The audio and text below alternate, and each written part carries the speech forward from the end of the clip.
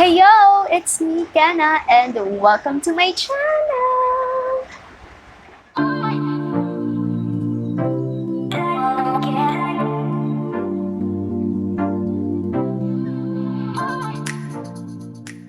Alright, for today's video, we'll be having another makeup tutorial. And a little bit of disclaimer, gusto ko sanang pahabain itong intro natin, pero kung naririnig ninyo sa background natin na medyo hindi po maganda ang panahon, this is fast-forwarded makeup tutorial naman, kaya hindi ninyo maririnig yung mga raindrops or rainfalls na yan.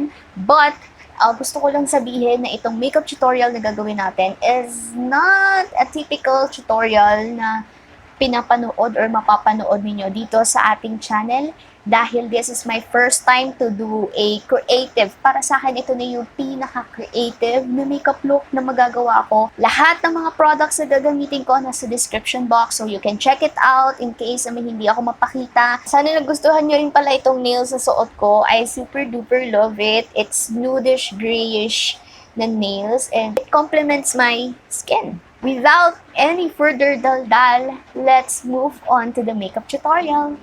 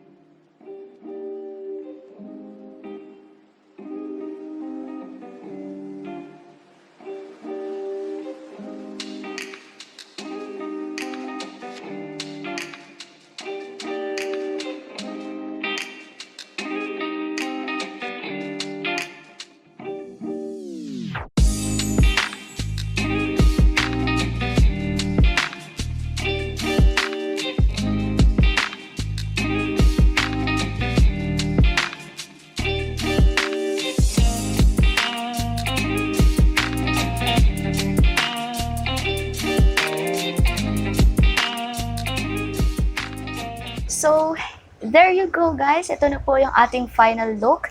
Sana nagustuhan ninyo kasi sobrang gustong-gusto ko yung kinalabasan.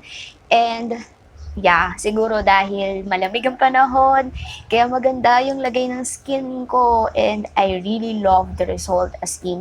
Especially like, oh my god, ngayon ko lang nagamit itong D2B Cosmetics na 4 Tower Soft Eyeshadow Palette in Rire. Ginamit ko, nakita nyo naman, yung glitters. Sobrang tagal ko nang gustong gamitin yung glitters dito kasi grabe, sobrang napawaw ako. This is my first glitter ever and sobrang napawaw ako. Anyway, yung mga accessories na ginamit ko is from SUPERBEAD.PH. This ring, katulad lang din to nung first ring ko from them, yung rose gold. And heart yung kanyang charm. Ito naman green and white para tumerno sa ating theme. Kasi ito na yung theme natin ngayon. Green, white, black, and neutrals. And ito yung pinaka-favorite kong bracelet sa kanila. This is the ordinary or normal bracelet na walang kahit na ano. But, ang nagdala dito is yung toggle lock. Ayan, sobrang lakas maka-prinsesa, diba? Oh my gosh! And yung pastel earrings. So, thank you so much guys for watching this video. Sana nagustuhan ninyo. And of course, if you enjoyed watching this video, give me a thumbs up. Share this video, comment down below kung anong masasabi niya sa look natin ngayon. And kung ano pa ang mga masasuggest nyong makeup look na gusto nyong mapanood in the near future. And see you on my next makeup tutorial. Bye!